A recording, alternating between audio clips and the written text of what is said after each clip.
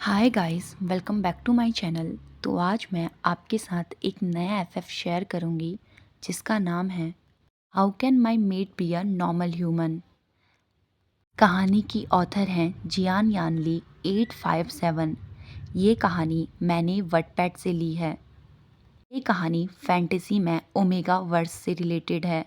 अगर आपको omega verse की लाइफ देखना पसंद है तो आप ये कहानी सुन सकते हैं।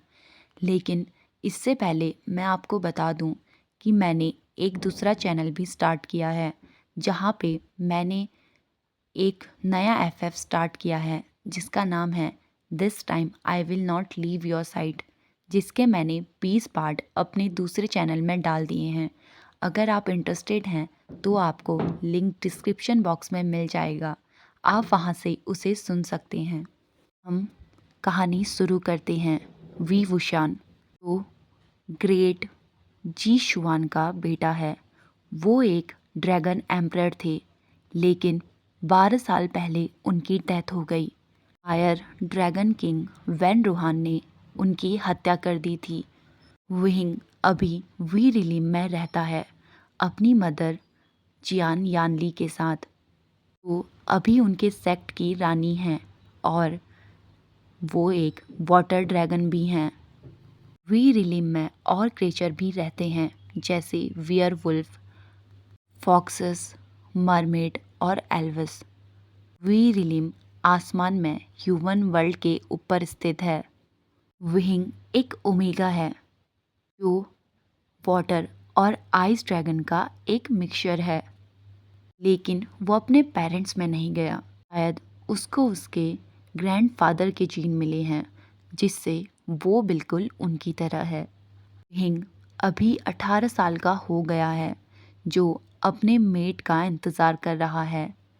विहिंग ने हमेशा से सपना देखा है कि उसका मेट बहुत ही स्ट्रॉन्ग और पावरफुल होगा, जो दूसरे क्रिएचर से बहुत ही ज़्यादा स्ट्रॉन्ग होगा। वो अपने मेट को देखने का इंतज़ार नहीं कर पा रहा। उसे मैजिकल मिरर में अपने मेट का चेहरा तब दिखेगा जब वो 18 साल का होगा, और फाइनली अब वो 18 साल का हो चुका है। विंग थोड़ा सा एरोगेंट है जिसकी वजह से उसका कोई दोस्त नहीं। उसका बस एक दोस्त है, वेनिंग, जो एक रेड फॉक्स है। वेनिंग की एक बहन भी है जो एक रेड फॉक्स है।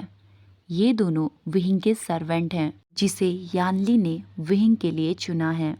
विहिंग को वैनकिंग पसंद नहीं क्योंकि वैनकिंग हमेशा विहिंग को उसकी गलतियों के लिए डांटती है और हमेशा उसकी गलतियों को और उसकी कमियों को पूरा करने की कोशिश करती है। विहिंग जितना हो सके वैनकिंग से दूर रहने की कोशिश करता है। अब वहीं वांगजी की, जो एक अल्फा है, जो 18 साल का है। वो अपने भाई के साथ ईलिंग में रहता है। ईलिंग एक छोटा सा गांव है जो चारों ओर जंगलों से घिरा हुआ है। जी हमेशा से एक सिंपल लाइफ जीता आ रहा है। उसे अपना काम करना पसंद है। वो एक नॉर्मल और सिंपल विलेजर की तरह रहता है। लैन वांगजी कुछ ही दिनों पहले 18 का हुआ है। वो एक इंट्रोवर्ट इंसान है जिसे लोगों के साथ ज़्यादा घुलना मिलना नहीं पसंद। वहीं दूसरी ओर लैन सिचन एक काइंड और वार्म हार्टेड पर्सन है जो 20 साल का एक ओमेगा है। वो सभी से स्माइल के साथ मिलता है। वो बस प्रे करता है कि उसकी भाई की ज़िंदगी में कोई ऐसा आए जो उसकी ज़िंदगी को रंगों से भर दे। लैन सिचन का एक मेड है, जियान चैंग, जिसने लैन सिचन को एक्सेप्टेड तो कर लिया है पर वो उससे शादी का नहीं सोच रहा। जियान चैंग 20 साल का एक अल्फा है जो यूनमैक जियान सेक्ट का सेक्ट लीडर है। जियान चैंग ने सिचेन से कहा है कि जब तक वो सेक्ट लीडर नहीं बनता तब तक वो सिचेन से मैरिज नहीं करेगा।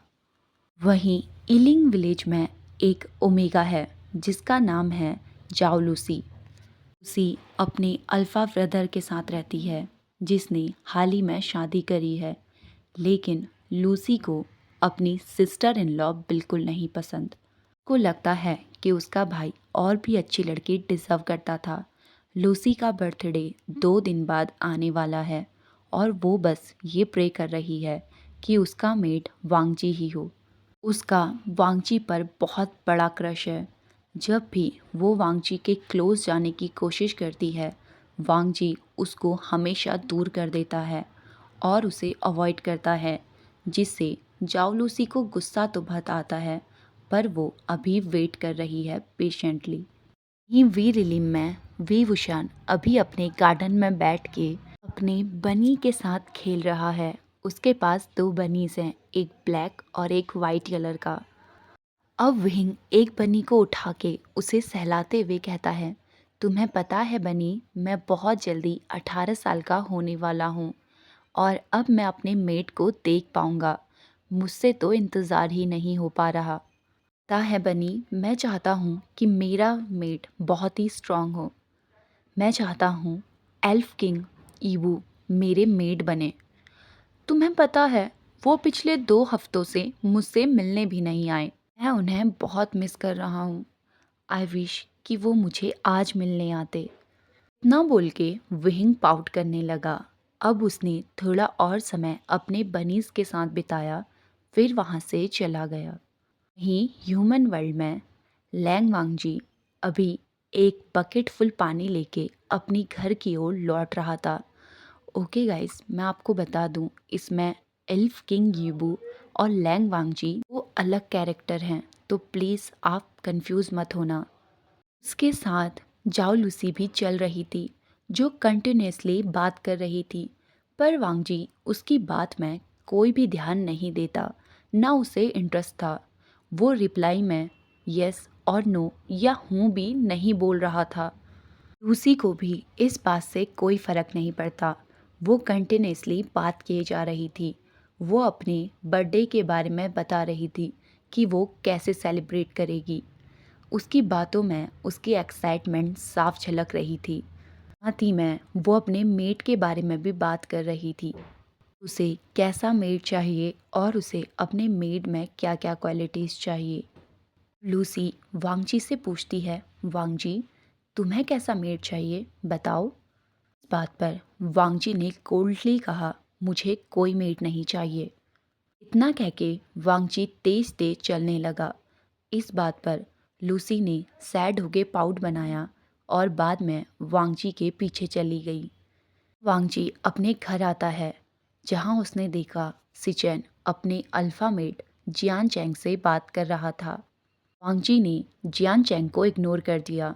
वहीं जियान चैंग भी वांगजी की ओर देखता है और अपनी आइज़ रोल करता है। ये दोनों एक दूसरे को कुछ खास पसंद नहीं करते थे। चैन भी ये नोटिस करता है, पर वो कुछ नहीं बोलता, क्योंकि वो जियान चैंग और वांगजी के बीच में अभी कोई आर्गुमेंट नहीं चाहता था। वांगजी और जियान चैंग एक दूसरे को पसंद नहीं करते। वो दोनों जब भी मिलते हैं तब उनके बीच में आर्गुमेंट हो जाती है। इसीलिए वांगजी उसे इग्नोर करता है और सीधे बाथरूम में चला जाता है।